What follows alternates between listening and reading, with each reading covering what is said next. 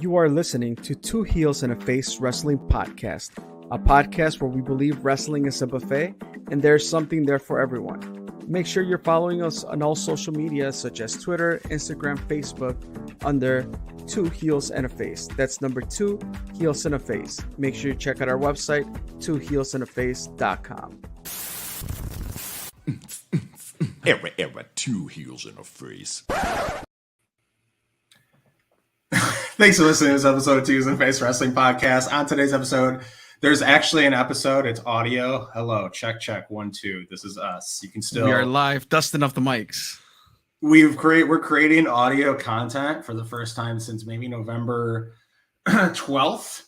It is now December 21st. So we have published some things in between them. We did help to get a press release out for Warrior Wrestling 26. And we posted an article getting to know Mike Hartenbauer on twoheelsandaface.com, which if you haven't read it, excuse me, I said listen to it, but it's all written. And then also we published another article too, which I think we can probably talk about in the middle of this episode on there as well. We've been doing a little writing, a little creative writing. Chris, we're going to do the best we can to just kind of touch on 2022, at least from what we've seen. We have some people joining us today as well in certain time slots. But first, you have a new setup, and why is that? I am now residing no longer in Midlothian. I'm further south now, but not too far south. I'm in Oak Forest. I moved. I got settled in. That took.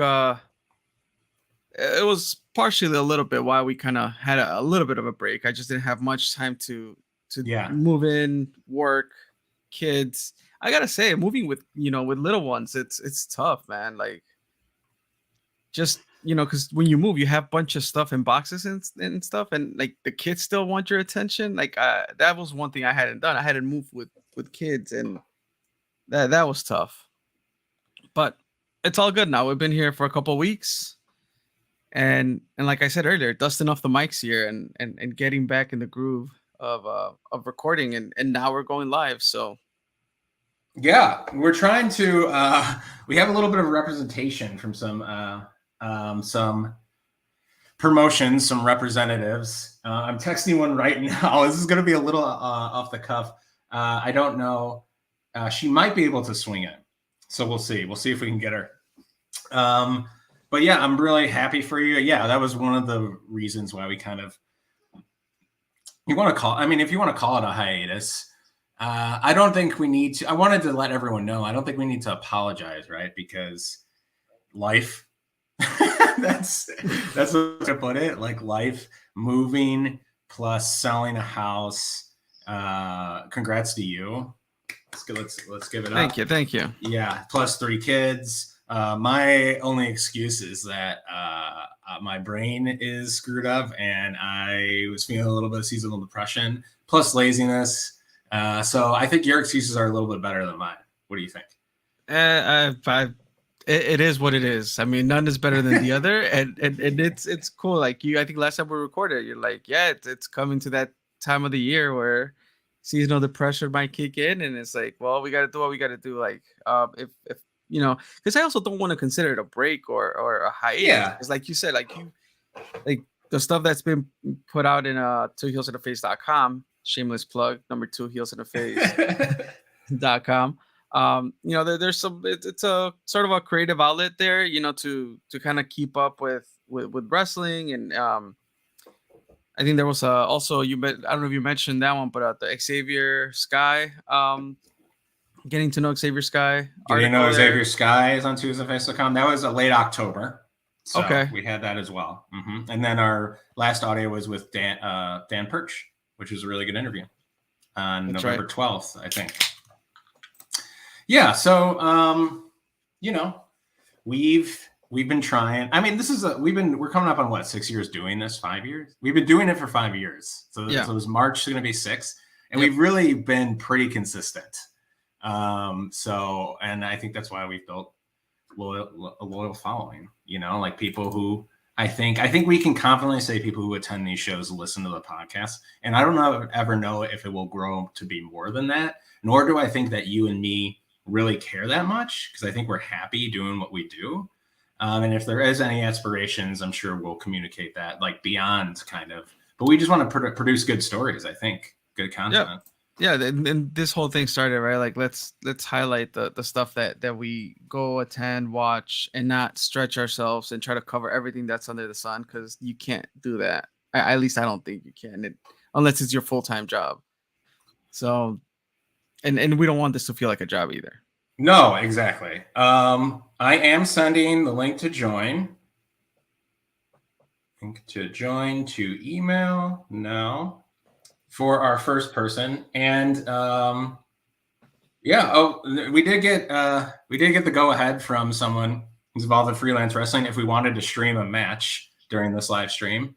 I just did finish watching Mike Speedball Bailey versus Brian Keith. And it is definitely an eye opener of a match. Okay. It is definitely worth your time. I know that when that match just took place recently, at like the last freelance show, the Balls of Fury one, and boy did that deliver. So there's, we could probably maybe talk about that a little bit more in the middle segment of the show if we can't get a freelance representative to join. We've tried.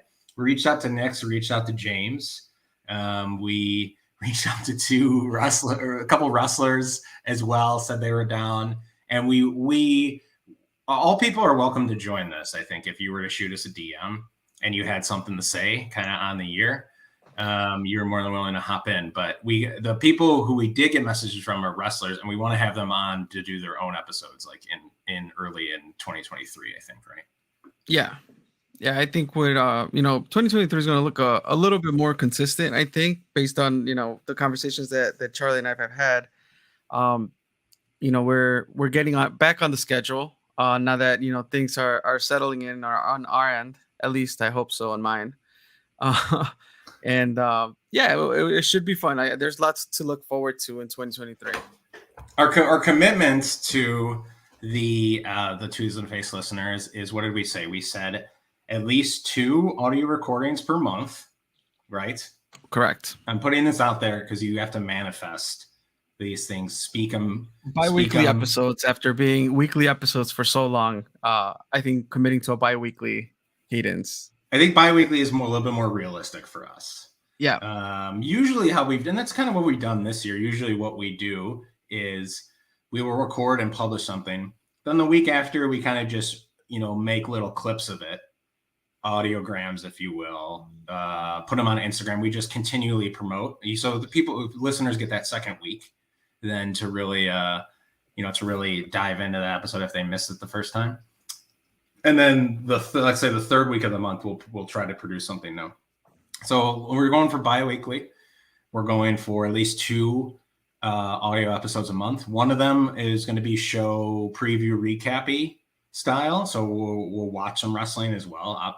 Obviously, if we're not there, we try to watch as well. There's evidence of it. I just put some evidence of it on our Instagram story, and the other will be like very wrestler interview focused. So those two episodes per month, and then we'll try to do 1 written article per month, and the blog, like a written blog, basically post. So that could be the written interviews that we've been doing, the getting to know interviews, which are not like, these have been going on for a while before Twos and a Face as well, but I think they're nice, easy reads, and you do get to learn something about something really quick. It's like a quick hitter. Or it just might be a little bit more creative writing that we've done. With while we wait for our guests to come, I did send them the link. So we actually I see him in the waiting room. Oh, okay. He's in the waiting room. Yeah. So let's not waste any time and bring him on. It's been a while. Let's welcome Principal Steve. Hello, gentlemen. Can you hear us? Yes. Sorry, I'm just finishing a gold chocolate Hanukkah coin. How are you guys doing? We're great. It's been too long. I know. I feel like I don't have anything to cheers with. All I have is chocolate. I feel like I haven't seen you guys in years. How are you? I'm good, and that's no one's fault. You know, obviously we went in a little different direction this year. We tried to do a little bit more buffet line style, a little less show heavy. Sure. And I think we've kept in touch, but yeah, it's like you bumped into an old friend, you knew in high school or something like that. Yeah, but yeah. The friend that you liked, not the person that you hated in high school. Great, this guy, yeah. Mm-hmm. Oh, I remember that class. You were a dick. Dude, Steve, just catch us up. 2022 is kind of what we're recapping. You only got a 20-minute time slot. Maybe we can go a little over. Take a little bit over. That's fine. Yeah, because we don't. Our middle representative. We're still kind of searching for one, but like this year, you guys were all over the place. It was almost like a domestic tour in a sense. Like where are you guys going this year? Yeah, so we at the end of 2021, a couple of big things happened. Number one, we decided we're going to throw a bunch of spaghetti at the wall in 2022 and see what sticks as far as touring and trying different stuff and doing different stuff. And also, we just kind of had fall into our lap. Arguably the greatest wrestler on planet Earth, Will Ospreay, is the Warrior Wrestling Champion. And so with Will, with our title, we kind of took it all over. We went to South Bend, Indiana twice. We went to Indianapolis. We went to Grand Rapids. We went to St. Louis. We brought it back to Chicago, to the city of Chicago proper, across the street from the United Center, before Forbidden Door. So we were kind of all over. And it's been a crazy, crazy year. In 2023, we are going to go back to at least some of those cities that we visited before. We're definitely going back to South Bend in about a month. Right. We are going to go back to Grand Rapids in March 25th. That's not been announced yet, but news dropping here on the podcast. And then we're looking at maybe going back to Indianapolis in May as well. So yeah, we've tried to expand and do a little bit outside of our comfort zone. We were very happy with what we were doing at Marion for years, and we just wanted to try something a little bit different. There you go. You got it from the website. Cool. I did not know that Chris prepared graphics. I am Look shocked. At that. I am as shocked as you are. Yeah. So dusting off the, those, you are the second person besides me who reads our website. No, I go there for updates. That's why. So I want to dive deeper though into the why challenge yourself, because I think you guys had a notable thing and were, I think, well established, and you got there like pretty quickly. Why step out of that comfort zone though? Like, is it just something you and Eric always want to do, or what? A couple of things. Number one, I think we're masochistic and have ADHD, right? So like, why not make it harder for ourselves and try something different? So I think that's the basis of it. I think number two is we wanted to do more shows, and we also didn't want to oversaturate the Chicago market, right? Okay. Like one of the things when we came on the scene 4.5 years ago, almost 5 years ago, is that it was like, oh, well, there's already so many great promotions on the scene. It's like, yeah, but we were only going to run a couple of shows a year. And we did. And then when we wanted to run more shows a year, we didn't want to oversaturate it, right? We don't want to be competing with freelance AAW and freelance underground and Gali and Black Label all the time. So we were only at Chicago a couple of times this year. The other thing too is that I really feel like there are a ton of underserved wrestling markets. And I use South Bend as the example for this all the time. Yeah. The WWF back in the day used to come to South Bend and play in the basketball arena at Notre Dame. Hogan was there, Warrior was there, Brett and Shawn were there. And then WWF cut a bunch of the smaller cities off of its tours. AEW only runs basically one show a week, and they mostly go to major cities. So cities like Grand Rapids, like South Bend, they tend to not get great wrestling. I mean, and no, there are smaller independent promotions that run, and they're awesome for what they are locally, but they tend to not see Will Ospreay, right? Like Will Ospreay's never been to South Bend.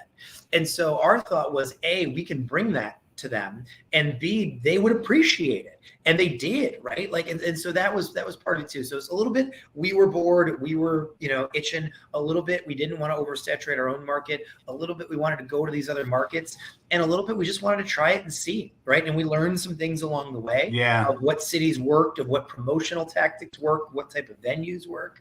So anyway, we did it. We liked it. We're going to figure out a version of it for the future. Yeah, definitely. It sounds like you might optimize it a little bit too. Some places you might return to, some places you might not. Were there any like moments of regret where it's just like, oh dang, like, obviously when you challenge yourself to step out of your comfort zone, there's always that like uncertainty and like, oh dang, should we have done this? Did you feel any of that? Were there bumps along the way? No, honestly, even things, even there were bumps along the way, but we don't regret them, right? Because you try different stuff and you figure out what works. When we booked the show in Indianapolis, a whole bunch of people told me, they're like, Indianapolis isn't a wrestling town. This is a terrible decision. And we sold out the venue that we were in, McGowan Hall. We had 415 people. I think it like held like 375 by fire code, but then we put about 415 people in there. And the people were white hot all night long. Right. So sometimes you just got to try it and see what works and what doesn't work. Yeah. I remember seeing it's like episode 3 or 4 of Two Heels and a Face. So this is now 5 years ago. Which is, I mean, congrats on your, how old did you say you were? So we started turn of the year in 2018. So we're finishing our 4th year. This will be our 5th year in 2023. Okay. Well, congrats on that. I think we're going to maybe our 6th year in March, would have been 6 years. And like episode 3 or 4 is like a review. I went to NXT, like Indianapolis. It was some kind of theater. It was like Persian or Egyptian, like the name of it. It was Persian or Egyptian or something. Okay. But I don't know if you've looked at that venue or not at all. But it was not that I seek emails from this individual, but I got like a random, I think because Meltzer was like getting attendance from all these random like NXT live events, because that's what he reports on. And for some reason I like volunteered myself, and he shot me an email about like what the attendance was. And I had to, I don't know why I remember this. And then I kind of like ballparked it and sent it back to him. And I think it was used, but I never got a thank you email. So but yes, fun town. Let's just, while you were describing that, Steve, I mean, did you ever like stop and think like, Will Ospreay is going to South Bend? Like just that sentence, I'm like, I'm sorry, but it's like, what? Yeah, it's crazy. Super cool. Super cool that you guys made it happen, though. Like, but yeah, well, that was insane.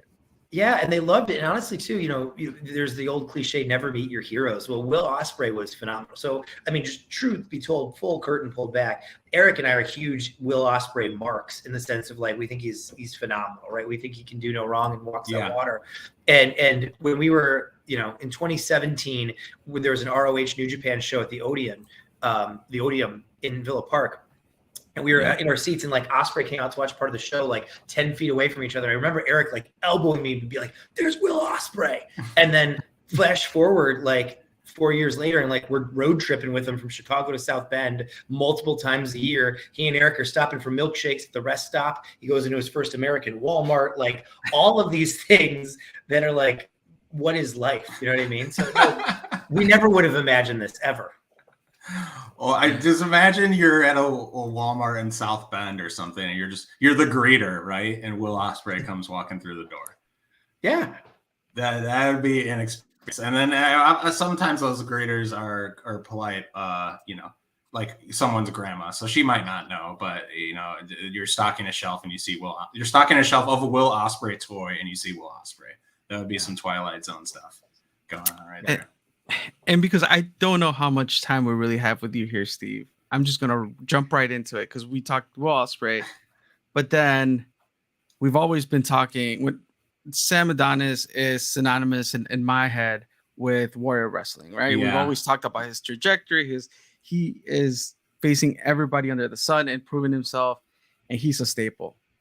Yeah. Now you have Vikingo, Hijo de Vikingo. Yeah.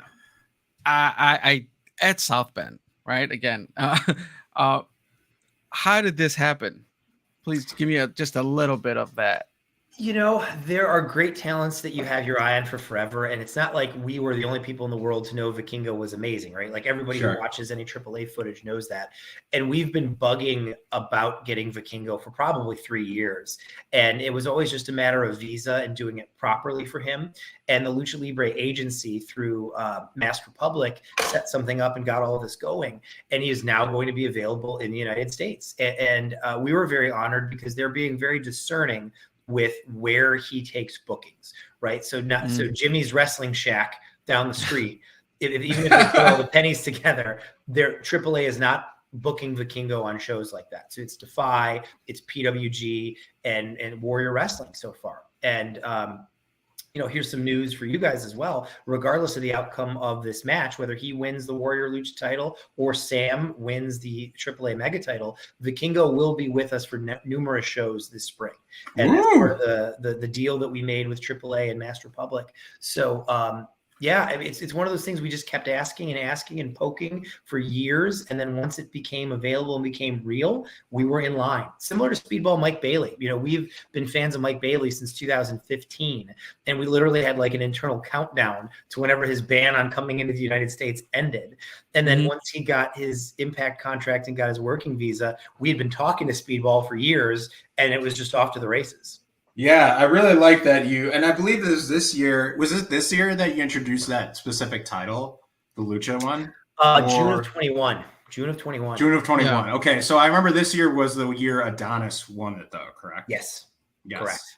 And that's great. I mean, I feel like obviously, and we'll talk about, we're reminiscing a little bit here. 5 years ago, maybe Charlie would have been like, is Sam Adonis really a luchador, though? And Chris wisened me up and said it's really just the style and not necessarily the person, or does the person wear a mask, et cetera, et cetera.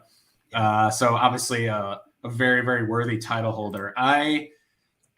And some people listening or if they're watching stream might not give a shit, but I'm working on I don't know if you remember last year we did like a Chicago's Top 25 article. Do you recall that? Yes. We're doing it. Going to try to make it a thing. Doing another one. I put Adonis on here. Obviously, I put him at 10. Ooh. I had, and obviously, there's different things that go into this. I think there's, to break it down a little bit is just like complete out of the promotions that we follow, complete matches wrestled. And then also like, are you a title holder? You get a little bit more points for that. Are you in important matches for the company, et cetera, et cetera.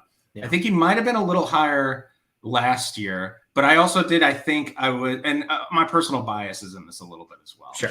So I got him at 10. I don't know if that, obviously once the full list comes out, I think people, if you're pissed at us, Steve, tweet us. Seriously, because I want to get people. The point of this is so people talk about it. I don't give a shit if you're mad or happy, right? Like, and it's an opinion article. Your opinions, they're opinions. They're not facts.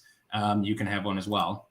We did have, though, 8. I had 8. I had Casey Navarro. Okay. And I need you to just completely catch me up to speed from start to finish on Casey Navarro. I believe that he is almost like sneakily stole the title, or like wasn't someone came in after a match, right? Like, can you catch me up on like the year he's had? Yeah, so he won back in 21. He won our Contenders Medallion, which is basically like Money in the Bank, but for Warrior Wrestling. Yeah. And he carried that. He had a massive losing streak after winning that. He lost to Rocky Romero. He lost to Alex Shelley. There's one I'm missing in there. And then he started racking up some wins with Brian Cage as his mentor. Then he and Cage had a little bit of a falling out. He fought Brian Cage in Grand Rapids. And then later that night, he cashed in the medallion to add himself to the War of Attrition match, which had come down to Ospreay and Pillman. He added himself to the match, and with Cage's help, he won the title. So he finally won the title, but it wasn't on his own or of his own accord. Then a week later in Chicago, the afternoon of Forbidden Door, he had to defend it against Brian Pillman, and he won with a low blow. And then in October, he had to defend it against Trey Miguel, and he won it when Frank the Clown and his goons interfered, and KC joined Frank the Clown's FTC LLC. So Casey finally made it to the top of the mountain, but he didn't do it honorably, and he hasn't done anything honorably since. And so now he's aligned himself with Frank as Frank's stable continues to grow bigger and bigger. Yeah. So he's a guy that we had earmarked from the start, from the time he joined us as a future star, and he made it there, and then he took a terrible left turn. Yeah. Do you feel how did you, the principal, the rule, you're telling people to follow rules daily? How do you feel about that? Well, I think disappointed, right? Like, this is a guy who we think has all the talent in the world and think could earn it, and he doesn't need all of these jamokes. Yeah, go back with him. Chris, how are you so prepared for what I'm saying? Are you just where are you pulling this from? I don't understand. We didn't speak about this at all. Look, I'm on a good streak right now. Just let it go. Question it. I'm so amazed and confused at the same time. Just let it happen. Steve, look at Steve, these are good.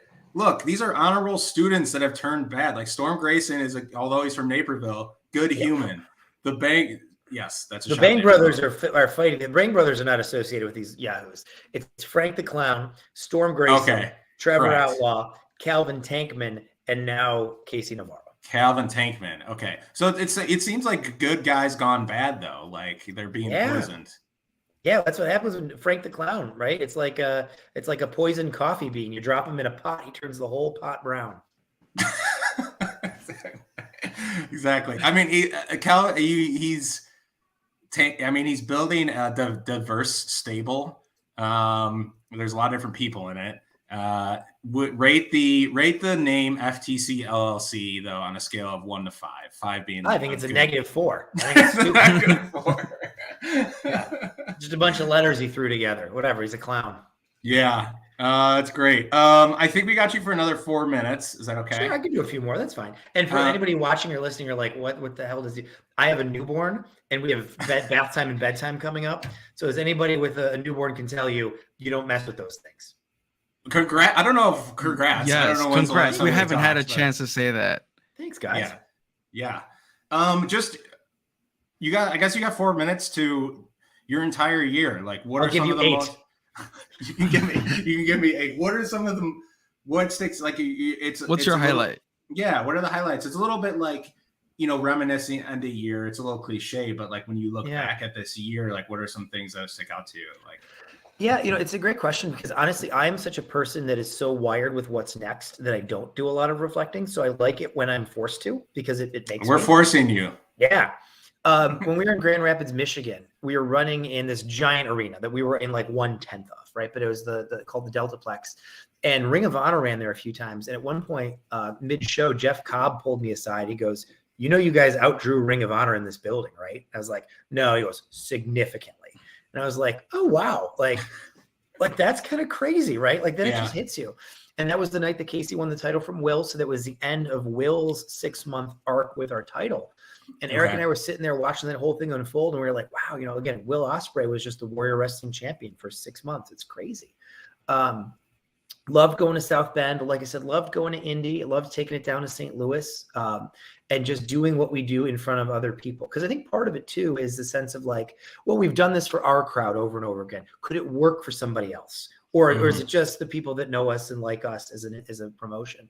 And seeing, people who had followed us from afar, right? Like we met people in St. Louis who were like, I bought all your pay-per-views, but I can't believe I get to see you guys in person. And you're like, oh, wow, like we're a thing. Like, it was really, really cool. So, and just the travel with the wrestlers and friends and ring crew and everybody. So I think in retrospect, it was a really good year for that. The show we did at the Malcolm X College right across from the United Center was interesting because we got so many new fans who also had heard about us, but they were in town for Forbidden Door. So they caught our show right before they walked over to Forbidden Door. Yeah. And that was really cool too, to see people from all over, right? Like the shows we used to run after All Out, when All Out was on a Saturday and we run on Sunday.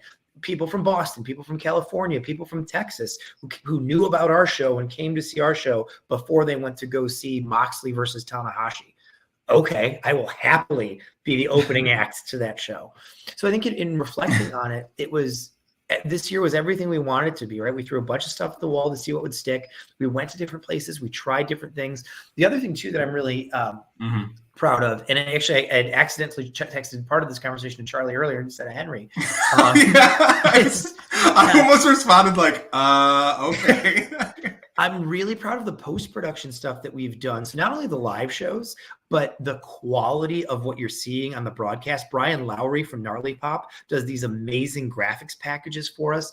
Henry Jasper does these awesome video reviews and pulls together all the camera angles from different people. So we have the live pay-per-view feed, and then Henry does what we call the Ultimate Edition, where he uses all different angles and ways of seeing the show. Like the actual product of what we're putting out live, we're very proud of. But I'm very proud of the crew too that's doing the post-produced streamed product or VOD product, because I think that's becoming more and more unique and higher quality. Wait till you guys see. I'll send you offline.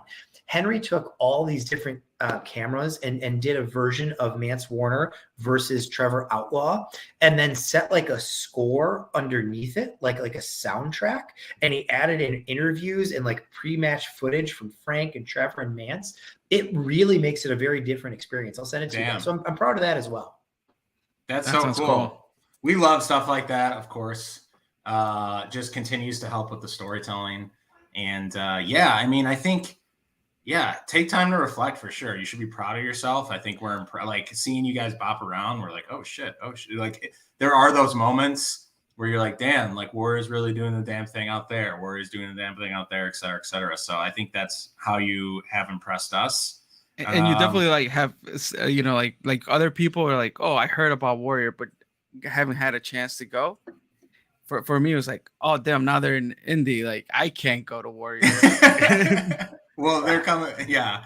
And that allows you to come back to your roots, right, too, for a couple. Well, and one of the things, actually, based on that, that's some feedback we got from some Chicago folks. It's like, you guys are everywhere else and you're not home anymore. Okay, so what we're going to do in 2023, we're going to try to pace out being home more. So in 22, we were in Cicero in February. We were in Malcolm X in June, but in between we were never home. Those were the only 2 home shows before we got to October at Marion. So now we're going to try to go a road show, a home show, a road show, a home show. So our home fans can see us every couple of months. And right now we've already got it pegged where February, April, and June, we will be in Chicago. Yeah, no, the graphic is backing up your word. You're a man of your word. And you've always been. And I don't know if this might be the last thing I say, but like hey, I'm glad you're in St. Louis. Can you explain to me? Because here's the thing with us. We're obviously not running a wrestling promotion, Chris and I, but like when thank you for using like our soundbite in your promotional stuff. But like when that happens, or like we get a tweet like, dang, I listened to this and that was great. Like Purge does that a lot because he's just a phenomenal human. Yes. But like that is the stuff that keeps us going, and that is the stuff that like makes us like after we've worked, we're like, let's hop on the computer and get something going, reach out to someone, like maybe talk to someone we're not too familiar with to push ourselves. Like that's the stuff keeps us going. Did you get that same feeling when we went on to St. Louis and heard like, we got fans in St. Louis, etc.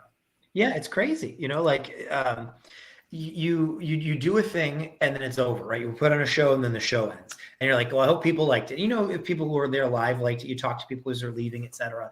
But you don't know what happens beyond the walls that you're in. So for like you guys putting out a podcast or a video, like you said, you put it out there. And I don't know, hopefully somebody's hearing it and it's not just echoing off the walls. Yeah. And it's the same thing too for our shows. So like you said, to hear, you know, like I'll do a specific example. Big Mo, who hosts a podcast, he's based out of, I believe, Nebraska. He drove from Nebraska to St. Louis to see our show. And Mo, correct me if you listen to this and it's not Nebraska. I'm sorry. It might be Western Kansas. I'm not sure. But he's like, I was never going to drive to Chicago, but I can drive to St. Louis. And he talked to us that day and he was like, it's so great to see you guys live. I've been watching it on pay-per-view for a couple of years. And so something like that is like, wow, like you drove to St. Louis. That's a hell of a drive too. We appreciate it. Or even the Chicago fans, right? Like shout out to Tom Sokola and a handful of other Chicago fans who we saw in Indy and Grand Rapids and South Bend and St. Louis. Like that's crazy too.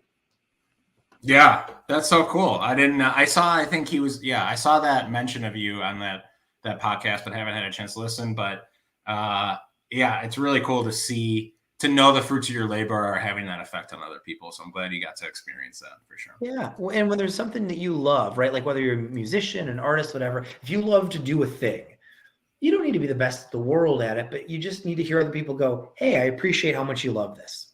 Awesome. Thanks. Yeah, I'm glad you saw that. Yeah, I listen. Now, some sort of like mini acknowledgement, I think helps. Yeah, for sure. Yeah, that's sweet.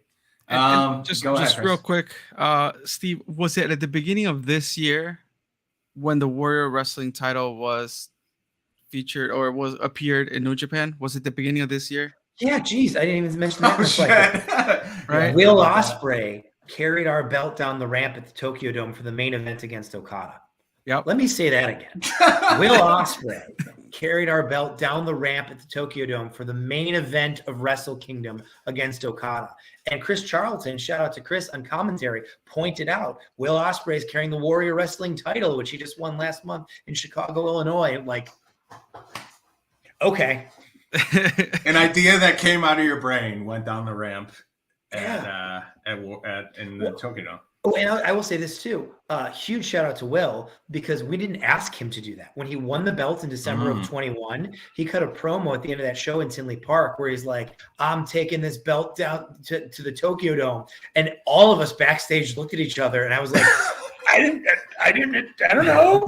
Like he just Did you approve that? Did you approve that? No, but I approve it afterwards. Thumbs up. Thank you for saying that. Now you have to do it. Yeah, I mean I think if nothing else, right? Like if we get hit by a meteor in a week and it's all over, at least for Warrior Wrestling, like one of the greatest wrestlers in the world carried our banner and volunteered and decided he was going to carry it down the ramp at one of the most prestigious events in all of wrestling. And it was discussed on the broadcast. We're good. Yep. Yeah. We're happy with everything we've gotten. You can bury me tomorrow. Yeah, exactly. That's cool. All right. Sweet. Well, thanks for joining. It was great to catch up. We miss you. Yeah. We're gonna be more balanced next year. I think that's the goal. We'll make some commitments. These are the dates. If you're on live stream, save the dates: January 21st, February 18th, March 25th, and then April, May, June to be TBD. Yep. And guys, just too, let me know if you're going to be around Freelance or anywhere else, because I would love to just see the two of you enjoy a Modelo. I hear one of them cracking open now, and just catch up with you guys. Absolutely. For sure. Thanks, Steve. We love you, appreciate you for sure. Thanks, guys. Have a great night. Thank you, Merry Steve. Christmas. Yeah, Merry Christmas. Happy holidays. Man, oh man. Man, we're being visited by the three ghosts tonight. That was the ghost. That was the ghost of wrestling past, because we haven't been to a Warrior show in a bit. Not that we haven't watched online, and not that they're not. We just fantastic. haven't been. We honestly, we have this whole year. We have been on and off shows. It's not like before. I would stretch myself thin and go to all these shows, and it was so much fun. But things change. Life changes, and we're doing the best we can. But wrestling is still at the core. We still watch wrestling. # wrestling is a buffet. So it's fun. It's fun to just kind of catch up and see what Warrior's been up to, and for sure, like I had that I'm like, wait, as we were going back and thinking about Warrior this year, I'm like, it was earlier this year or at the beginning of 2022 when we started seeing those social media posts, because I wasn't watching live, to be honest, when Will Ospreay took that belt down the ramp. Yeah, no, neither was I. And that was super cool to see. It's they keep, this is the one, like we talk about wrestling as a buffet. We might have the ghost of Christmas present joining us, our second person. I've sent a link out via email, but okay. They keep we agree wrestling is a buffet, correct? 100%. We agree that every promotion that we follow, watch, talk about, etc., has their own strengths, correct? Yep. They're all different. Different flavors. Different flavors from the buffet line. The Warrior is definitely known for just like continually outdoing themselves, at least within this 4 or 5 year span. Like that is their MO in some cases, where it's just like, they drop a Will Ospreay out of nowhere, and like that happens. And to have like, I mean, dude, like a couple years back, like I remember the highlight was like they brought in Rey Mysterio, right? They had brought in outdoing themselves in Ultimo terms Dragon. of stardom. Yeah. Like for sure. Like they have that. I mean, probably the last live Warrior Wrestling show I've attended was when Bret Hart did the signing. Oh, right. But they've had Mick Foley. Like they try to up themselves and just in a really fun and different way, for sure. Yeah. Especially now, like Steve just talked about, like taking the show on the road and continuing to do that in 2023, which is exciting for them as a promotion, to see them grow, expand. But but it's kind of cool that we still have them in Chicago, right? Like we can now technically, if they ever get back to their roots of Marian Catholic, then I'm closer than ever now. How far are you from high school? I mean, if I think I was like maybe 25 minutes away, I'm now like 15 minutes away. Oh, wow. So yeah, Oak Forest, man. Oak Forest living. There's billboards I've seen before. The OFO. You know, I mean, I don't know. I still. When I texted you that, you were very confused. Yes, I was. I'm just trying to make friends with my local liquor stores now. Like, you got to rekindle those relationships with the yeah, because I was very used to having a liquor store, you know, half a block from the house. That was really convenient when you lived there. Convenient. It was walk 2 blocks, seriously, not even from your house. That was pretty convenient. But yeah, like I've been I stopped by this weekend to a liquor store. Just a quick story here. Yeah. And I was in the car with the kids and Carla, and I needed to pick up beer. It was a Saturday night right before the World Cup final, Sunday morning, where I was gonna like have a few people come over, watch the final. So I go and I start having a conversation with the owner of the place, and he starts giving me shots of bourbon and whiskey to try out. And 20 minutes go by, and I forgot that Carla was outside waiting for me. So, just gotta keep making those connections, and getting to know the local folk around here. Yeah, that's smart. I mean, I think you're at heart you're a people pleaser. Don't change it. I don't know how much I can please that liquor store owner, right? But I was nice enough to stick around and have a few shots with him. So that's the benefit is you buy from him, keep him company, then you get free shit in return, hopefully, or like if there is some kind of this is coming in, maybe he gives you a tip. I don't know. They don't sell Funko Pops at liquor stores, do they? No, but I also have stopped. I haven't bought so many.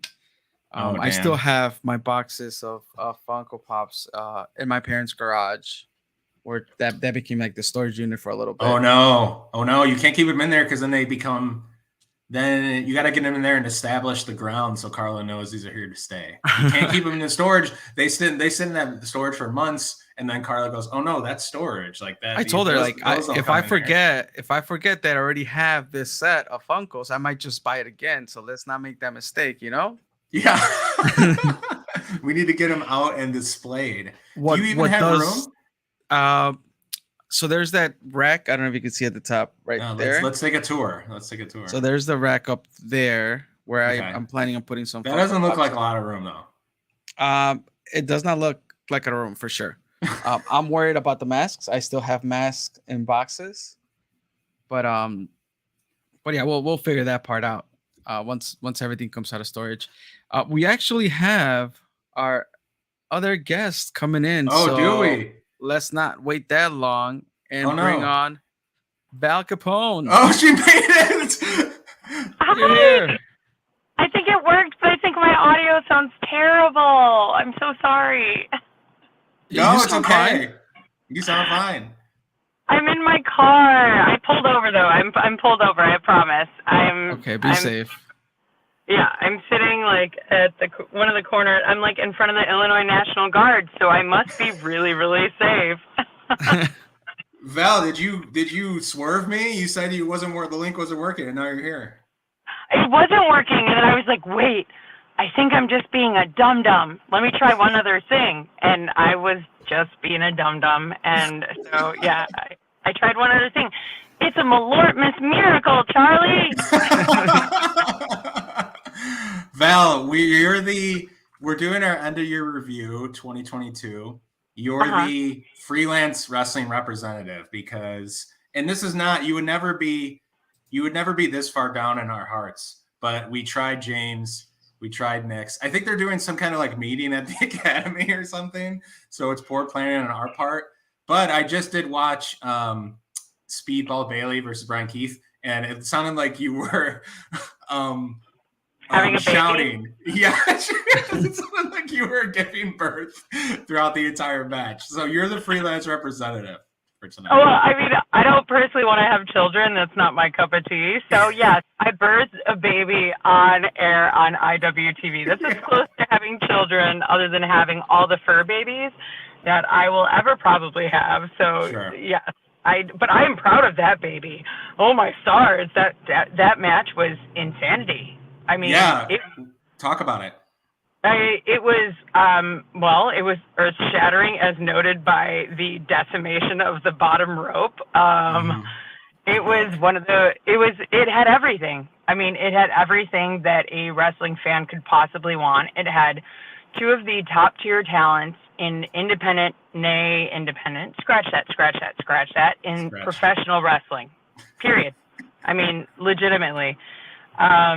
Brian Keith, the freelance legacy champion, has not been pinned or submitted in freelance yet since he's been with us. And Speedball Mike Bailey, I didn't know that. He has not even come close. And I thought Speedball Mike Bailey was going to be the one to take the title to possibly even. I mean, I really didn't know what was going to happen going into the match. I didn't think we were going to get that wonder wall of talent. I mean, yeah, it was just insane. I mean, both are so well versed in the art of professional wrestling and in the art of striking and just weaving a story with such passion and honor and dignity and respect for the combatant across the ring from you. Like, I mean, it was just, it was so intense. I mean, I had a baby.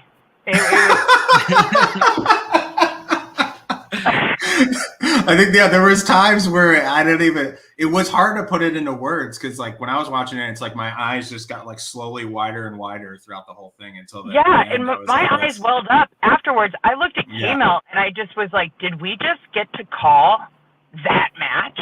Yeah. And I looked at him and his mouth was agape. And for once, he also was at a loss of words. And my partner is rarely at a loss for words. He will often fill in when I'm busy, like basically having a brain fart. Even before I got diagnosed with a brain disorder, I often would brain fart on camera, and K-Mel would always swoop in there and put into words what I could not convey.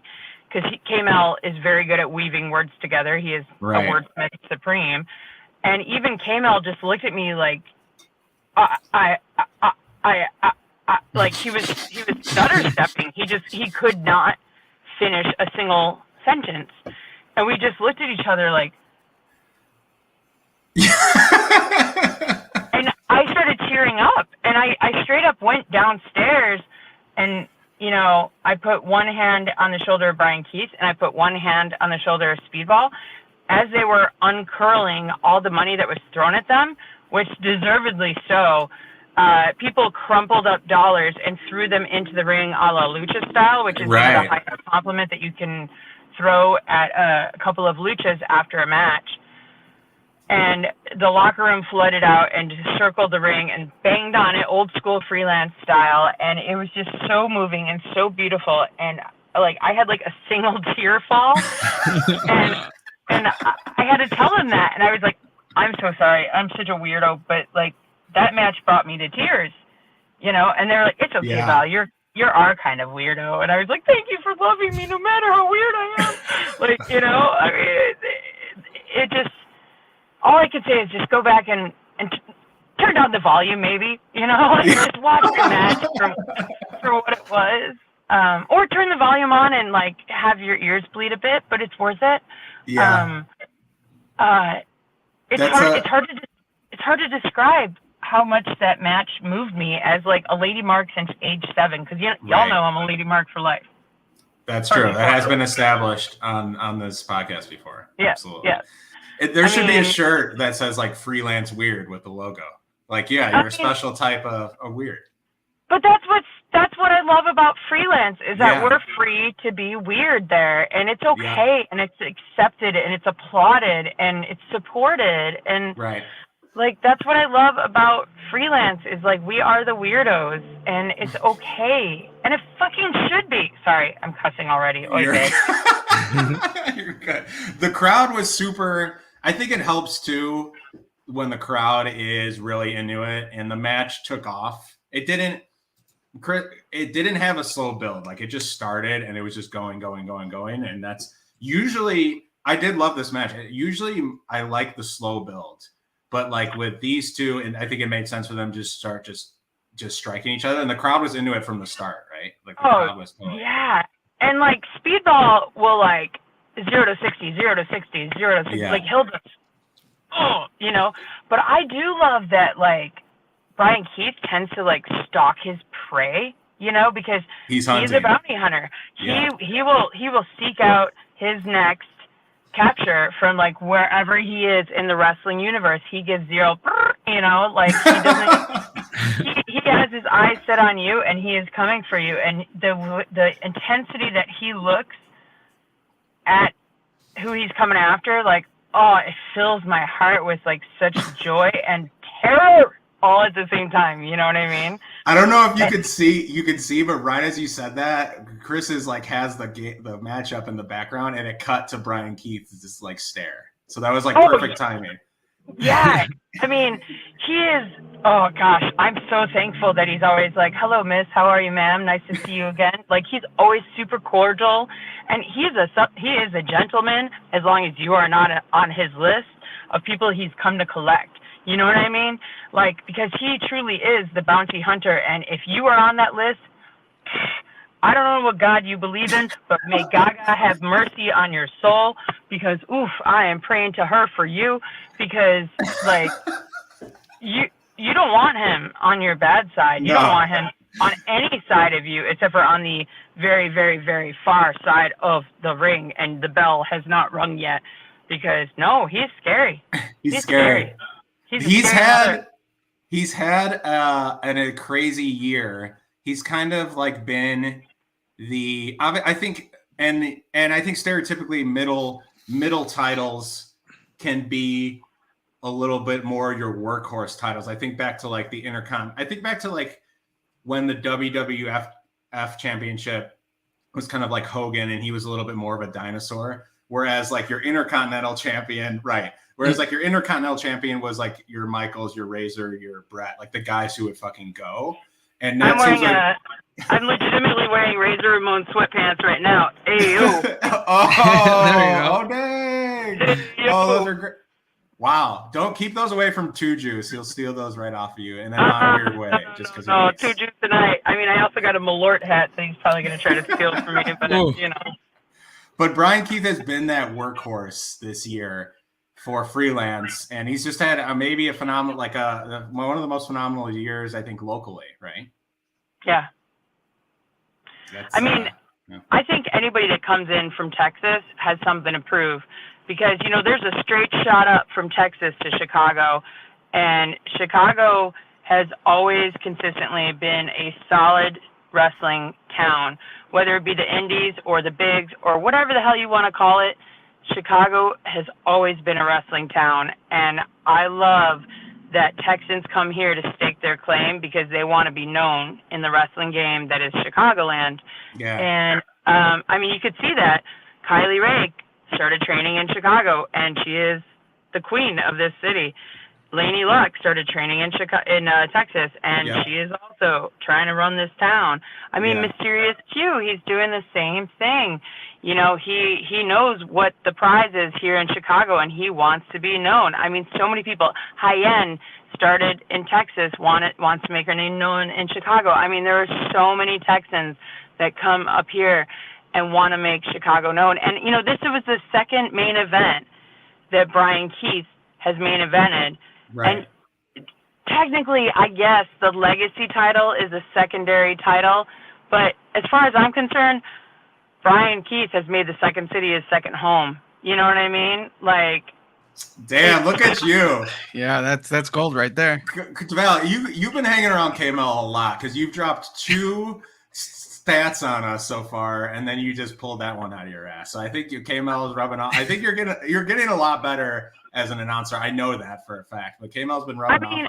Look, I realize that I'm a big time fangirl, but you have to understand that there is the subtle art of what I like to call finalysis. You know, like, I analyze things from a fan's perspective, and there is an art form to that, and it should and needs to be respected. A lot of times, yes, it sounds like I'm just having a baby, but there is a special craft that it takes to understand the concept of the viewpoint of the fan, because, you know, he's got the numbers and he'll throw down, but like, I have a different form of passion, and the passion is I've been standing there banging on those mats.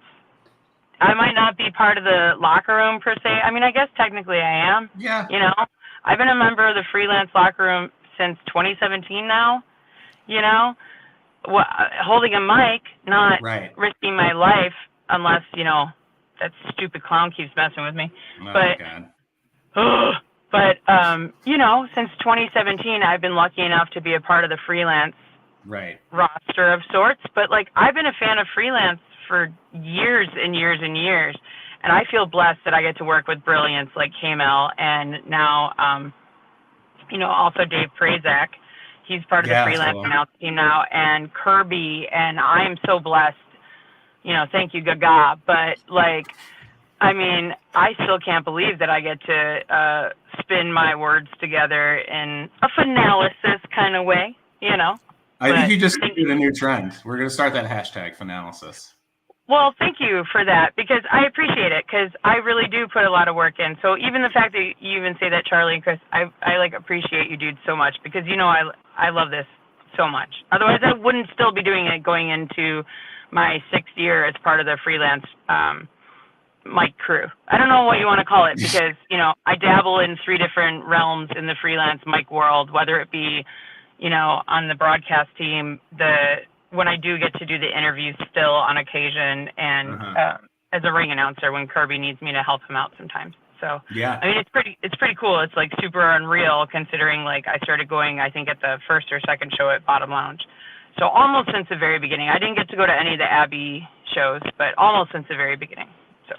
No, and you sorry, Chris, were you going to say something? No, go on. You mentioned the clown. We're putting together, the last year we did a Chicago's Top 25 list, and we're putting together another list. Now there's different factors that go into this. It kind of comes from my brain as well. So you can kind of talk me out of this, but right now, non-biasedly, I do have Robert Anthony and the Clown as number 1 on who's had the best 2022 in terms of, like, I know, you know, we don't agree with the way they do it, but like, can you talk a little bit about the year that those two have had in the freelance ring? Because it's been impressive from a wins title standpoint. I guess we can't argue that, although they do it in a shitty way. So I don't think it's been impressive when it's always been underhanded. I would think that Brian Keith would trump. Oh, I hate that word. We know what you mean. Would surpass. Surpass is a good one. Surpass, yes, correct. See, I love you. Thank you. I should have used thesaurus.com. It's my best friend. I almost said Joe Biden's predecessor, but I didn't want to get political. Is anybody surprised? I mean, really, come on. No. Anyway, no, I would think that Brian Keith would have had the better title run. He's came in and dominated, and he's only had 1 technical loss, and it was a DQ, so it wasn't really even a loss, and it was because of the stupid clown. Another stat you pulled out. Because underhanded wins aren't victories for me. They're just W's in the column. And when you do work with such a brilliant mind like K-Mel, you get not just the W and L's. Like, you don't see the W flag fly, you don't see the L flag fly. You know all the facts behind why those flags fly. And so it's not just W and L columns, it's all the knowledge behind it. So since I know all the knowledge behind it, because my BFF sitting to my walking encyclopedia that is typically sitting to my right, I do know all the information, because all I have to do is, hey, K-Mel, do you want to tell me what happened on the 3rd show and the 4th match? The 2nd show that we ran in this year? And then he goes, well, Valfon's, and I was like, oh, okay, cool, because I forgot, because I have a brain disorder, you know, or whatever. Which is true, sadly. Screw you, long COVID. But, and it's also true, awesomely, because that's how K-Mel is. He's so dang good. He doesn't get nearly enough credit because he's not a social media guy. So I will fly the K-Mel flag forever and ever. I fly the K flag. And he deserves every W forever. But, you're looking beyond just the stat sheet. You're looking at the why and the stats don't tell the entire story. And part of my job as the finalysis, is to tell the whole story. And unbiased, not just because I hate the clown, I respect the heck out of that man who unfortunately has that oversized growth of stupidity attached to him. Robert Ego Anthony is a consummate athlete. And as a former professional athlete myself, I appreciate the heckins out of what Robert Ego Anthony does. I don't necessarily appreciate the underhand tactics because much like Jeepa, I don't think GPA needs to rely on underhanded tactics. I think he has a brilliant brain. I think he has a pretty solid, no, I'm talking about GPA, pretty solid physical, he's got a booty. I mean, yeah, I guess so. Sure. He has a decent posterior that he worked really hard to build. It's true. But, it's true. I mean, I think Robert Ego Anthony is in impeccable shape, especially considering we're in the similar age group. And it is very, very hard to compete when people in the locker room are 10, 15, 20 years younger than you. Yes, Trust me, that's a good point. When I was playing roller derby and I was playing at the World Cup level, and we had to compete with the IOC, the International Olympic Committee, and the USOC, the U.S. Olympic Committee rule set, we had to allow 14-year-old competitors. Okay, I had played roller derby for over 15 years by the time I hung up my skates. So I was competing with people that were 1 year old the first time I ever broke my leg playing roller derby. Like, what? Thanks. Like, it's hard. It's impressive the shape he's in for how old period. Not even for how old he is. It's impressive the shape that he's in. Stop. Full stop. And then you bring that beat back and you look at what shape he's in, considering he's been wrestling for almost 2 decades, if not 2 full decades.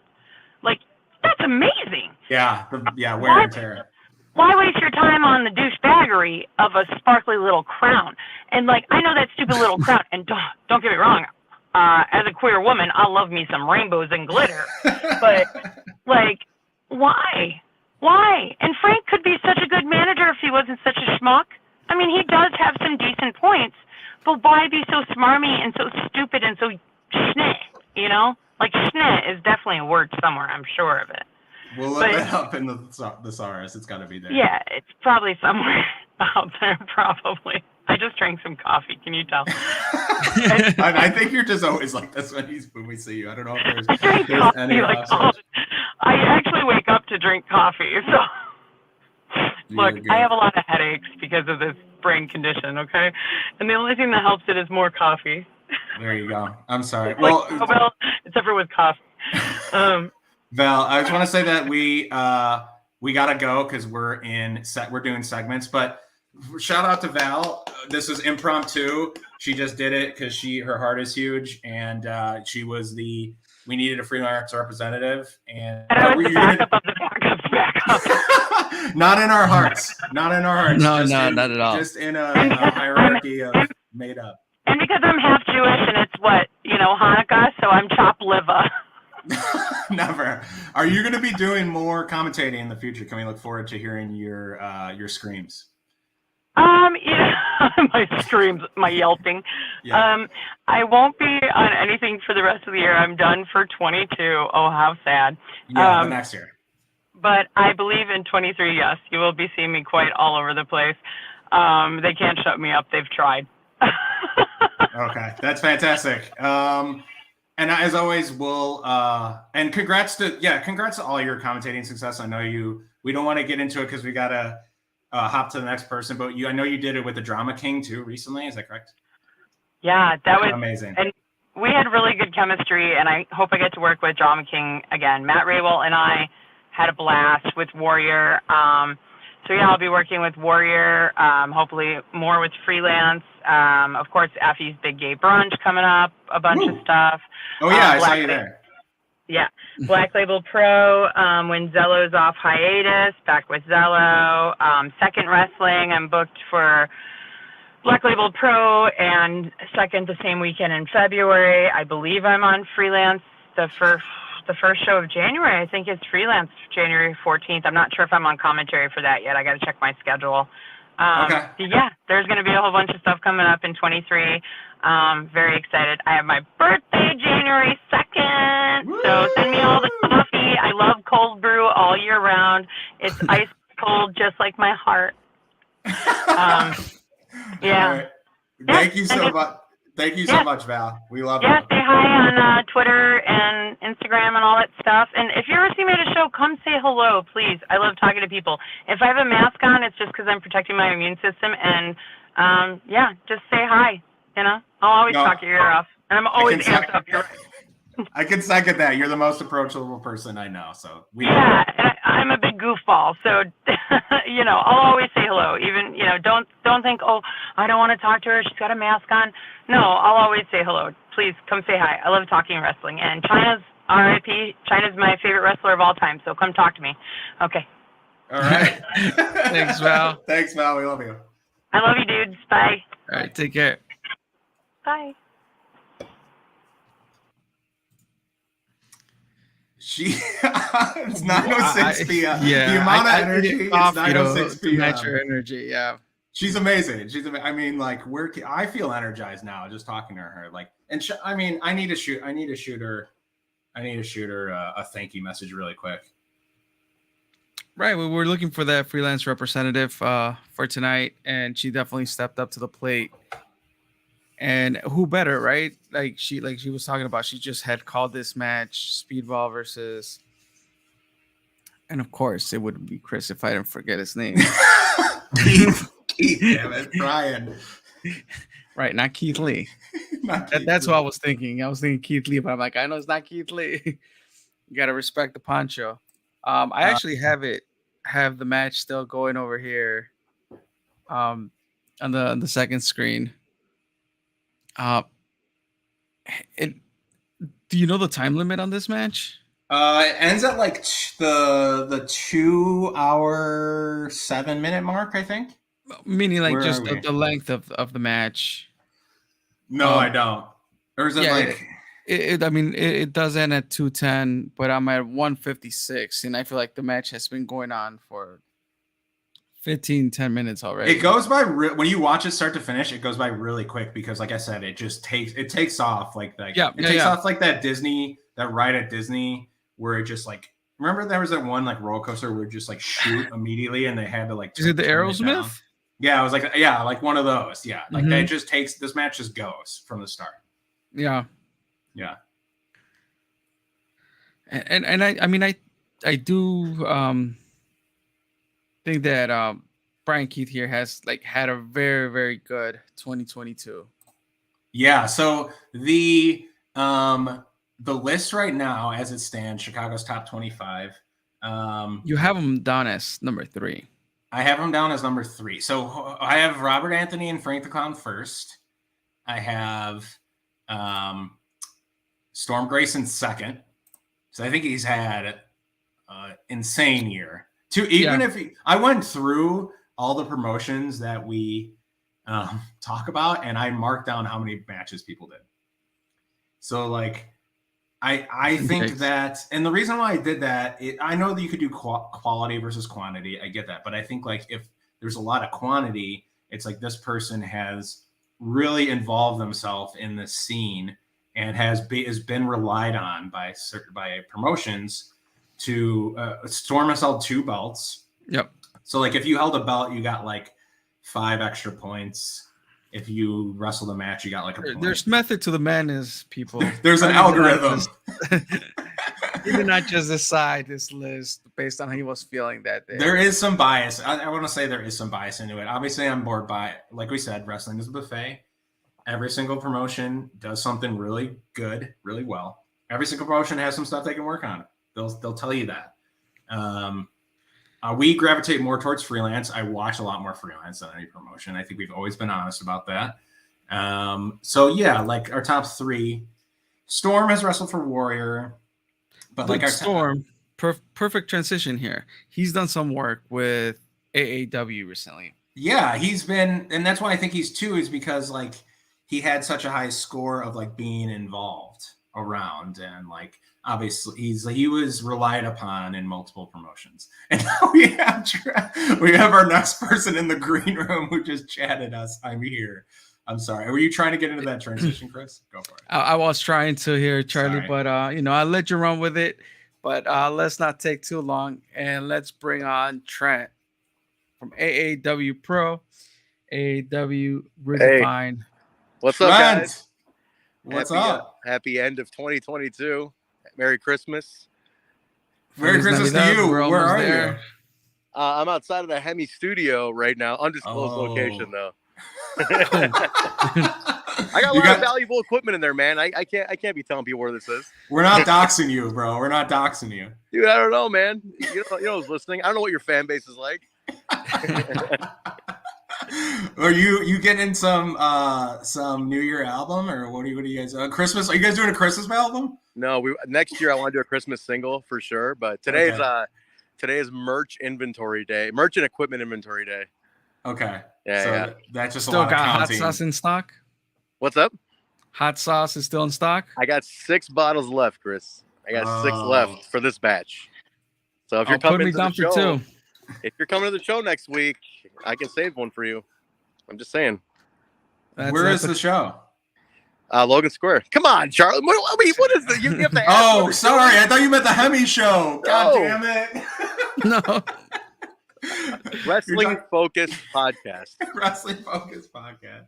Yeah. Screw your other interests. December 30th, right? Yes, December 30th, Logan Square. But yeah, I mean, I'll have a few with me if you want some, Chris. If you're coming. I know Charlie's not coming. He's a bad bully for if my name was Matt Nix, he'd be there. But apparently, shots fired. Oh, okay. I'm just saying. Wow. Maybe if Danny Daniels had purple hair or pink or had hair and dyed purple, you would show up at shows, but he doesn't. Wow. What about that? The last 2 articles. No, 2 of the last 3 articles were AAW focused. What about getting to know Mike Hartenbauer? Does that count as? Does that count as something? You've made up for it. By writing articles about Hartenbauer. It's really nice, man. Hartenbauer getting some love lately, which is awesome. You know, like the feud with Bennett really put that guy on the map. So I think, Hardenbauer's one of those guys, man. He's like Old Faithful. You kind of went to him for a lot, but he's turned into like a legit viable member of before a lot of times Hardenbauer was the local. He was a long time. He was LaSalle's. Yeah, LaSalle. He was focused local guy, and now you have Hardenbauer and storylines, and he's a crucial part of the show now, man. Mike in general is a crucial part of AAW behind the scenes as well. Bennett feels like a very good. He almost feels like he should have been involved in that era. We don't have to dwell. I know we're moving on to bet. You guys got good stuff going now, and you guys got good stuff coming up. So we don't have to dwell on but he just seems like he almost should have belonged in that era where you guys were like flying all those people in. He does feel like that big of a name and that quality of wrestler. He seems to be like someone you guys can really rely on going forward too, and have this year. Mike Bennett is what an amazing human being for one, but secondly, he's a big star, but man, he's so humble and very easy to work with and extremely talented in the ring and inside and out, dude. The guy he's legit, man. Mike Bennett is awesome. I'm glad we have someone with his star power on the roster. Just it's crazy to have. It's crazy to think Mike Bennett's been literally every major company in the last 20 years. And now exactly. Yeah, it's pretty cool. He's had such a track record. Yeah. The year 2020. So we're working on the Chicago's top 25 list again. I don't know if you remember. Cool. And I released that. I got some AEW people in the top 10. I got Davey Vega at 9, I think. Nice. Deserved. Yes. Yeah. Talk about his heritage title run. I know I texted you about the article that I recently wrote about those 2. but Yes. like you said, you make sure like everyone knows he's having a historic run. Like, how can you expand on that thought? I've never seen Vega more comfortable in the role that he is as professional wrestler as he is now. His confidence, when you see Davey Vega walk and enter, there isn't that. It's not a dude who happens to be wrestling. This is a professional wrestler, and that's all you know about him at this point. Like, he's so confident. He's so arrived in his character and his presence now. Yeah. It took, look, I mean, sometimes you never know how long it takes for that to happen to your career. So the key is longevity. The key is consistency. I mean, David Vega, and yes, he was popular as a bestie, and he knew what he was doing. But if you compare the mere entrance of his bestie run to how it is today, and there's a level of confidence on his face that you can't even match to that time. He's so different. His moves are crisp. He's so much more. He's got so much more presence, ring awareness. His interaction with fans, the character is so much more defined. I think Davey Vega completely has arrived now, and it's become a really big part of the company. Man, I'm super proud to have him. His promos, that's so too. cool. Let's not discount his promos. His promos are phenomenal too. Yeah, he's and in doing the research I did, and I wrote the article, the fantasy booking Fitchett versus Vega, which I'm super proud of it. I'm gonna just toot my own horn for a second, but like in doing all that research and like looking at the promos are they're like sitting together casually, right? So he's had to, I'm sure, like do a different style where like he can still be himself, but he's gonna kind of talk. It's almost like they were being recorded talking to themselves a little bit, and they did some at the camera, but it was just like you almost just were a fly on the wall to a besties conversation. Yeah. And now it's different. Like he's got to change up that dynamic. He's got to be the man who is now supported by the posse. So it's definitely a little bit different and challenging for him, I'm sure. How do you think that his support system like supports him in this role? Do they pick up slack in things that he can't do, or does it just feel like a stronger entity if it's like a bad evil team? It's totally an entity, and this is a big importance why people are so big on having veterans in your locker room. John Bravo is Vega's manager, and when Bravo came in, he kind of tied the loose ends together. Like, that's where you have a guy who's been around for 25 years, who comes in and he sees the things that you're not doing. And look at the posse, right? You have Hartenbauer, you have Sean Logan, you have Davey Vega, you have John Bravo. You have different levels of experience all throughout, from a 25-year veteran to a 2-year veteran in Sean Logan, right? It's our 2-year guy. Yeah, it's diverse. That overarching knowledge that just kind of goes over the entire group, from a guy like starting at Bravo and just making its way over to Logan, is so vital to tie up all those loose ends where like Bravo's going to give you all that stuff you're missing, and then these younger guys are going to show him stuff that maybe he might not be thinking of, and it all works together. But when Bravo came in, he saw those things that were like, what do we need to get Vega to the next level? Yeah. And you can see it. You can just watch. If you go back and watch, you can see the moments from when Bravo took over with Vega, how he gave him that little extra push and just kind of cleaned up, fine-tuned it a little bit. Mm-hmm. You saw how he fine-tuned Hartenbauer, Logan. Look at Sean Logan, how much further ahead he is than other people who are at the same experience level. Because having that rub from a veteran who's sitting you down after the show and saying, here's what I saw, here's what you should do next time. Try this. Let's do this when we go out there. Make sure you're standing here. Make sure you're doing this. When I call for you here, do this. We'll look at the camera this way. Dress like this. Things like that are just, I mean, they're immeasurably valuable to a roster, which is why every roster needs to focus on having veterans in it, because they're the ones who go and do that kind of stuff. They're the ones who fine-tune. I compare it to like a guitar. There's guitars that you can tune a guitar, but then there's fine-tuners that each guitar has. Some guitars have a fine-tuner, which makes it that much better, and that's what a veteran does to your locker room. So wow. That was really well said. I can picture it. The ones who have been there, and you need to find the right. I'm sure there's veterans who don't, and I'm not speaking for your locker room, but like you got to find the right veterans who are willing to do that. Yes, and willing you need a selfless veteran. Like if you get a selfish veteran who's just there to get himself over, it's not gonna work. And there's a lot out there who are just in this business to like, one more run, brother. I got one more in me, brother. That shit.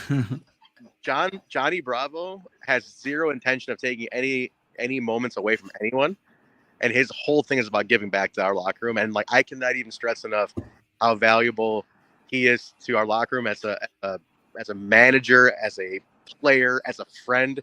The guy's awesome. So everybody listening, go get yourself a veteran in your locker room. That's what you should need to do for sure. Who's like yours too? Who's like invested in your product, and who's your guy? You all need it. Everybody needs it. Yeah, no, that's very well said. I did have, well, so let me look at this list with non-finalized unofficial list. I did have Jake something at 4, and good year for Jake. I mean, it was started off weird. He left Impact, so no more contracted TV stuff. But he bet on himself, man. He's been everywhere since. Yeah, he's our champion.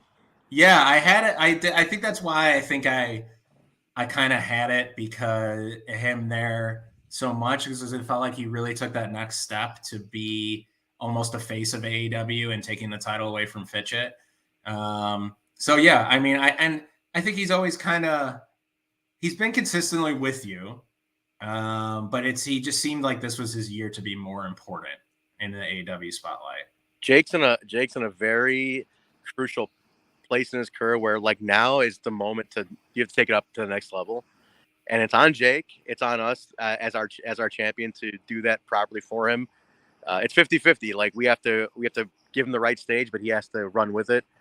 But Jake something's in a position in his career where like this is where you have to take your character and your whole skill level, everything to one more level up, because that's the natural evolution. He's come this far, but he needs to go to the next level now, because if he doesn't, you're going to stagnate. So we have to honor Jake as our champion, and he has to honor himself as a guy who's on his trajectory, going higher. So it's a crucial year for Jake something in 23. Very crucial year.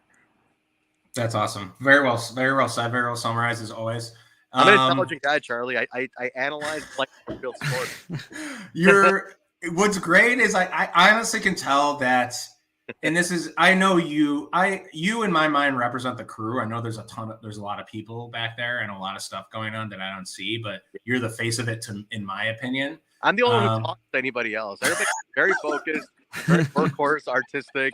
I'm the only one who wants the spotlight of being on podcasts, mainly on your podcast, so I can make sure that I keep my record over Warrior Steve, on the amount of appearances. Well, do you know who was our first guest on this live stream? Was it Steve? Well, it was Steve. But I'm still beating Steve, though. I've one more onto this. I think you got to stay. We needed you to stay ahead. So we needed you to come in at the tail end to stay ahead, I think. Can you guys arrange a me and Steve podcast? Fred versus Steve. The battle of the appearance. I think we can. It's funny you say that. Well, the next kind of creative thing I kind of want to write about in the future is maybe some kind of cross promotional stuff. We'll see how that goes. But we did our first one. I mean, real first one with Impact this year. That was a big one for us to have our title defended in an Impact ring, right? And that was interesting. A lot's come of it. I'll be honest. Our phone started ringing a lot after that on stuff to do. So it's a matter of doing the right one for us. Cool. So it's not going to be the last time you see a cross promotion from AEW. It's definitely, it made us realize that people really want to do this with us. Yeah. So, more than we realized that they wanted to. So this won't be the last one you see in 23. Is going to have a lot more of that. Let's put it that way. That's sweet. That's awesome to hear. And yeah, I noticed you guys really do. We've talked about this before. You guys do have that production effort always. You even did a video, like you interviewed Fitchett and Manders before they went on the show. Like I've watched that before they went on the Impact show. And I see even like a Sean Logan, right? Like a person who you wouldn't know, but then like he gets his own backstage promo. And you like you saw the goddamn promo time I give that kid. I took a camera in his face, and you know what's gonna happen? He's gonna get signed someday. It's gonna be a big star. He won't even remember who I am. The guy probably has done 30 promos with Sean Logan. He'll be like, who are you again? I'm like, Sean, remember me? Remember me? I did your first promo ever. I taught you how to talk to a camera. Do you remember me? He's like, no. You want to buy 8x10 though? Like, fuck you, Sean Logan. No, but what I'm trying to say is when I see that, and you guys do a bunch. You guys will do at least it seems like at least 5 per show. That's at the bare minimum. I did 13 last show myself. Fucking hell. Just me. And then our other promo camera did at least another 8. We do at least no less than 25 promos a show. That's a fucking lot. That is, you guys realize that, right? That's that's good. I'm not saying it's a bad thing, but that's a fucking lot. We do a lot because at the end of the day, you're telling stories. It's a show. It's a TV show. This isn't the real show. Is the characters here? That's what we're. Everybody, look. You can watch our show. You can watch Freelance. You can watch Warrior. You can watch Revolver. Whatever it is. A lot of moves. You're gonna see the same moves between all the companies. The idea, storytelling. That's how you're differentiating the companies. Is the stories you tell and the presentation you do it with, and that's where we try to be different. As we completely are focusing on our stories here and our characters. Oh, hey, look. Yep. I'm on a podcast. This is my car, Tim. Oh, you're on a podcast. I'm on a podcast right now. Hey, Tim. This is one half of the greatest guitar duo in Chicago right here. He's too humble. He fucking hates compliments. But here, show him your hands. These are fucking lethal weapons on guitars. He's right here. You can play guitar. Wow. Look at those mittens. Look at those paws. Yeah, very, very good guitar hands. Our drummer is a mechanic by day, and he's got these meat hooks, like these real, manly fucking hands that just pound drums. So, very manly. Not like me. I sit at a keyboard all day. Very good. Very good for counting inventory, huh? That's what we were doing. So, but yeah, I had to come out here and call into this. We're doing. I told him I'd be on for a few minutes. You're taking off. Tim's made an appearance on Two Heels and a Face podcast. He has. There you go. Welcome, Tim. There you go. Good to see you. Thanks for having me. Later. See ya. We can do 2 more if you got the time. Unstoppable. Can you tell us what your thoughts leading into it? Dude, it's the closeout for the year. It's going to be I mean, this is like where you kind of set 23 in motion now. Like we're going to set up 2023 now, so we have to close out. There's some storylines that are concluding, other ones kicked off. This is the wrap up for 2022. This is the first year back from the shutdown, COVID time, and all that stuff. So we had a lot to rebuild, a lot of new characters to introduce, a lot of stories to tell. So gonna wrap it up for the year and head into 23 now. So it's a good one that if you've been following along all year, or if you haven't, it's a good one to kind of see what, number one, wrap up your year, and secondly, if you haven't been following along, it's a good one to know what to expect for next year. Yeah, exactly. Like you said, it kind of starts some things. I see Manders making the return. Gary J. and Fred. Yep, that's another one. That holy shit. That's I don't want. I almost said a word I don't want to say because I don't want anyone to have one. But there's going to be some elbows to heads here, I think, in this one. Put it this one: when these two got booked for this, they were more excited than anything else. So Fred Yehi is literally a Terminator. Like he is the Terminator. You cannot stop him. He's truly a machine, dude. Like the guy's insane. And he's Dr. Jekyll and Mr. Hyde. It's bananas to me. Yeah. So Freddie Yehi was on the top 25 list again. The Jossie and ACH were, I know this one, the Jossie's Jossie, but I had Jossie and ACH like together.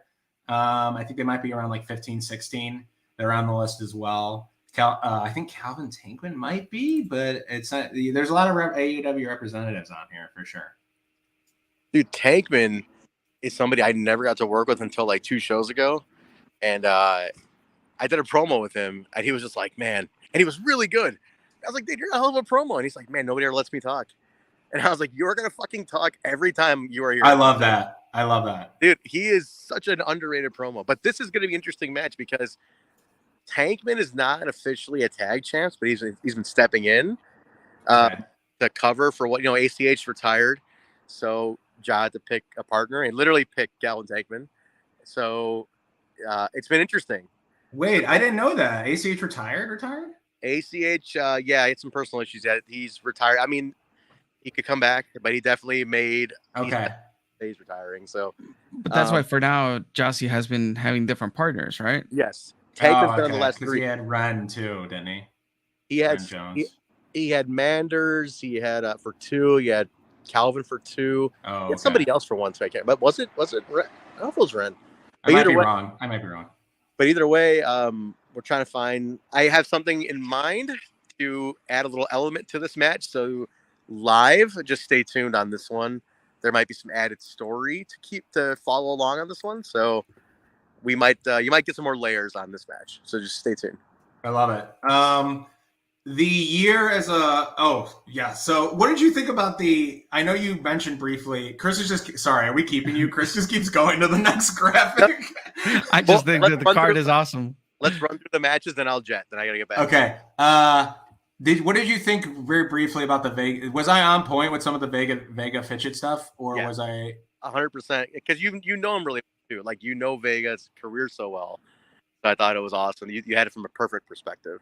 And I want to point out that when I in the article I mentioned, I reached out to 2 people. One of those people was you, so I used some of what you gave me too in that. Right. So yeah, and Levi Everett definitely deserves a shot here, 100%, because he's been Levi Everett. He's so goddamn over. Again, another reason why guys, any wrestlers listening to this, be a character, because people inherently at the end of the day want characters.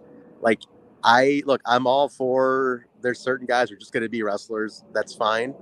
But you need a character, because to pop this little 5'3" guy who's an Amish dude who literally is Amish. Okay. He does not even run his own social media because the elders would not like him to. So he has other people run his social media, and 5'3" Amish dude gets the biggest pops of the freaking night. So be a character. You know, at the end of the day, be a character. I tell you what, this dude fucking sweats bullets through his shirt too. He God. all out. He's so sweaty at the end of a match. It's unbelievable. And then it's really cool to have Mance. Mance has been so crucial for you guys, and it only feels right that Jake. Okay, now you're champ, but you got to prove yourself against a former and also just a psychotic human as in Manslaughter. So it's like a prove it match. Yeah, it's going to be 2 different styles. You know, big power giant versus, you know, hardcore brawler, everyday redneck, guy. It's going to, so you have really southern style versus a more of a Japanese big man power guy. Yeah. So 2 different styles completely. I don't know what to expect on this one, to be honest. It's going to divide the crowd for sure, because they both have their own fan base. Yeah. They're both crucial to the company. It's going to be a very divided crowd, but I think Logan is one of the types of venues that they'll just cheer for both equally. Yeah. No matter what it is, like, even though they're divided, like, they want one to win over the other, they'll still cheer for good moments in the match. So you're not going to have a dead crowd. You're just going to have a very confused crowd. That's great. That'll be the fun part to watch. 2022, man. Congrats on another year. Congrats on honestly all the effort you guys put in. Like I said, I see it when I see all these promos from backstage. I'm like, I know Trent's doing his thing. Like, how is this year for you as a whole? Like, do you have any reflective thoughts on it? Creatively, it's been one of the most fulfilling years of my wrestling career. I guess it is a career. I do get a W-2 for this, so it's officially a career. There you go. Like, it is fulfilling. My thing was, I told Danny at the beginning of the year that I'm like, just give me the young guys. I want to work with a lot of the young talent, because to me, they're very receptive. Not that the older guys aren't. I just love working with the young guys to kind of set them on their way with promos and literally throw cameras in people's faces and see what they're made of. Yeah. So I asked, like, let me just have a lot of the young guys. And there's what the cool thing is. So for any companies out there, like, their producers would know. I don't know how many other people's structures are, but for us, between our producers, there's some people who just work better with other people. Like, for example, I have a chemistry with Fred Yehai that, you know, other producers don't. You know, it's just me and Fred. I just understand. We understand. I know the character more than, let's say, our other producer does. So when I'm at a show, it's like I'm assigned Fred because I know how to get that. I've written his story with him. I've developed the character. So it's like, well, that's my guy. I'm going to assign him. For example, using Jake and I just, for some reason, other producer works better with Jake. Like, you know, he works way better with Jake. than I do. So for me, it's like, okay, no, you take Jake promos because you know how to tap into him way better than I can. And it's just chemistry too. Sometimes you just don't work with somebody as well as you do somebody else. I'm great with Mance. You know, I'm great with Vega. Like, I just have different people who I'm like, I just get you and you get me, and we click. Other ones, it's like, no, just split up your list and focus your strengths properly. So for me, it's been a lot of that this year, and I've gotten a lot of awesome people, man, who have gone on to do awesome things on TV and elsewhere. Like, just hearing certain wrestlers tell me that they've incorporated things I've helped them put together elsewhere when they've gone on international tours or whatever, and TV or whatever. It's just like, it's fulfilling to me to hear that. Yeah. My big ones this year, man, I gotta point them out by name. Damian Chambers is one of my absolute favorite focuses, and just the last show when he got to come up to the main show, his first time coming up from Alive, and he's on main roster. I know this isn't NXT and WWE, but for me, that might as well have been literally going from a takeover to a WrestleMania. That was the moment for me, because I've seen Chambers get put together like that and put his career together. So to me, it was awesome. That was your like Triple H, I'm proud of you moment, kind of. Yeah, absolutely, dude. It was pretty. That's awesome. That was like a hell of a moment for me to see Chambers get that spot and finally like arrive. So I'm proud of him, man. It's going to be a hell of a year for him and Crash Jackson, who's like a buddy. They came up together, so I'm excited for Crash. That's awesome, Trent. I don't know. I mean, sure, people tell you, but you're from us. You're doing a phenomenal job. You should know that. And thank you so much for. I gave you like a couple days head notice, but thanks so much for jumping on. We love you.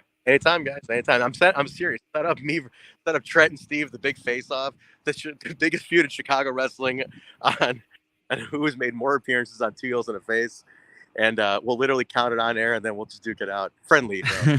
It's a positive. I'm opening the Trello board now. I'll put it as a task. We'll get something done. For sure. Thank you, Trent. Thanks. Have Trent. a good one. Hopefully see you next Friday. Yes, let me know, man. Let me know. All right. Take care. Holy shit, dude. This makes me feel good. All these people wanted to join and say something. I mean, we can't be too bad at this, right? Right. Yeah. I mean, definitely it was good to kind of catch up, and pressure's on, Charlie. I mean, next Friday, last show of the year, AAW. I gotta see. I am going to one of those New Year's cabins. Oh, okay. Yeah, that's what you tend to do for New Year's, right? Like you've done it. Yeah. You know, the pressure is on. I did. That's why I tried to write some very AEW pro friendly articles. I wrote. the JLMT preview recap. I've been doing some. If I can't physically visualize and be there, you know, or we supplement with some writing. So we try to get people over in different ways, for sure. For sure. And I think it's for me, like, it'll be a good, like, I think I have that Friday night off, and I'll coordinate something. So I think I might make it out there. I think it feels right, just because I don't have much going on that week. So again, you know, it's all about, you know, going to shows that you can, and it feels right. So why not pushing myself too hard here, but yeah, it's cool to have talked to Steve, to talk to Val, to talk to Trent. Like it feels like yeah, definitely I hadn't seen them or talked to them in a while, so it does feel like we're picking up where we left off. So we foster a community here. We try to, and we are involved. These people that we're on don't necessarily talk to each other. Obviously, Steve and Trent are going to do the big face-off, but 2023. Yes, 2023 face-off. But like, you know, we try to spread the love. We do. Wrestling is a buffet. We just witnessed 3 parts of the buffet line. There are many more out there. And yeah, I think we've built something in 5 years that's been great, and we can continue to do it. We'll continue to help where we can. I mean, and we don't have like somewhere to ask us, unless you tell me if I'm wrong, unless someone were to be like, where do you want this podcast to go in 5 years? I wouldn't have an answer to that. I'd be like, I'm just kind of focused on what's the thing we got. What's this next story we can tell? I think the hardest thing that I've struggled with, because it feels like we built the podcast around is consistency. Yeah. Like we've always been consistent. Once we, after like maybe like episode 7, 6, whatever it was, where we kind of like, all right, here's where we're going with this. And we went to a lot of fucking shows when we first started going. It was an unhealthy amount, in my opinion. But like we were I wasn't regretting any of it. I was like, let's go. Yep. Yeah. We attended many shows. We kept the weekly cadence for a long time. So that's been the hard part, as of the last month or two, where it's like we haven't been as consistent, but like looking forward to 2023 and not saying that our consistency is bi-weekly. I think that's more realistic, and definitely looking forward to that. And again, we'll go to shows that we can, and if we can't, it's something that I've learned from you is like not to stress over things like that. Because I definitely like was pushing myself to make sure I went to every show, and you just can't, right? Like there's family for sure, and other things that sometimes take precedent over the things that we enjoy doing. Which I'm not saying that I don't enjoy being with my family, but like you definitely want that time off at times, Yeah, I think that you gotta be realistic about the amount of energy you can give to different things. Yeah. And I know you're like I said, you're a people pleaser at heart, but it's hard to satisfy every person. It's impossible to satisfy every person. So I think it was natural to slow it down, and we just got to find a consistent cadence that we're comfortable with. That's the plan for 2023. Stick to our commitments, try to produce some good stuff, try to scratch our creative itch. The fantasy booking writing thing, like I've had that idea in my jaw rustling around in my brain, and it just feels good to write it down and get it out, even if no one reads it or whoever reads it. Like I know we're gonna try to talk to Vega in the future, so it'll be interesting to see like his perspective on it. But like it's the stuff like that keeps me going. It's stuff like that like just makes me want to. Yeah, I get a creative sense of fulfillment, so to speak. So pair the creative sense of fulfillment with a consistency of consumption that you're comfortable with. There's a lot of C words. And I think we'll find that happy medium for Two Heels and a Face, and we'll still be able to help people in certain ways. Yep. And one of the things that, as like I said, I struggle with the whole like, damn, like we're not being consistent, but I also don't have the time. And there'll be times where I'll kind of feel that stress, but I also like another podcast that my camera just froze. So you did. It's okay. I can still hear you. Okay, cool. A podcast that we're friends with or whatnot is Marty and Sarah. They actually just decided to take a break too. Yeah, it happens. Like that's that's life. It's just we're human beings, and we're not made to necessarily go all the time. Sometimes we need to recharge in certain ways, or we take absence make the heart grow fonder. So we take a break and then we miss it a little bit and then we come back. So I don't know what they're going through. It might be something like that, Hey, at the end of the day, like you have to make those calls and figure out what's best for you. And hey, like at the end of the day, like we said initially, right? Like we don't want this to feel like we have to do this or it's a job or it's whatnot. Like it's fun. It's our creative outlet. So yeah. I'm appreciative of you of being supportive every step of the way for sure, and making this a reality. And like you said today, like we've been doing this for 5 going on 6 years or something like that. That's pretty crazy. That's pretty crazy. I'm very proud to think about. Yeah, very proud of our body of work. Honestly, I'm proud of it. And like I said, it's not like. We're not like, oh, we've been doing it for 5 years. Shouldn't we be like making money? Like that thought that ever goes through our mind. We're just proud to like tonight was the payoff because we had someone come on. I texted them like 20 minutes before they came on. They're like, sure, yeah, I'll come on. Like that is like really cool. And we just talked wrestling. Like that is like so fulfilling, We've built that. Yep. And now we have 23 to look forward to. Yeah. So. What did you think of the top 25 list, though? Is there anything you're egregiously pissed about in terms of ranking? Like, I know Kylie is on the list. I put her near the end of the list. We're not going to give out numbers just yet because the list is not out. The list is not officially out, but I put her near that because I'm looking at 2022 as a whole. And like, she was around, yes, a little bit more. She was a little bit more like specialty. Like Kylie is wrestling on the show. She's going. We're going to bring in someone. You could say, like, you know, she's to wrestle her. You know, she's not like, oh, it's, you know, the best year she's had so far. Like, none of that. She participated in the year. She made her impact, but not. I know I'm going to get dragged for that placement, and like it's unofficial, but I know for where she is. Fair. You don't think I'm going to get dragged by the Kylie faithful for that placement? I mean, they might want her here as number one, but I think if you even ask Kylie, like, she's not number one right now. She's number one in our hearts, but as body number one on our hearts, and it's really cool that she's on main event. Congrats to her. But I tried to look at the promotions we cover from a full year's body of work was kind of right. I mean, you gave it away with Robert. Well, you gave it away earlier. Robert Anthony. I don't know about Frank the Clown, but you gave Robert Anthony number one, which I think I think it's fair, dude. And honestly, like after we did the Buffet line with Robert, I became a faithful listener of his podcast. Yeah. And I've enjoyed that body of work. Yeah. It's been a really awesome listen. Together.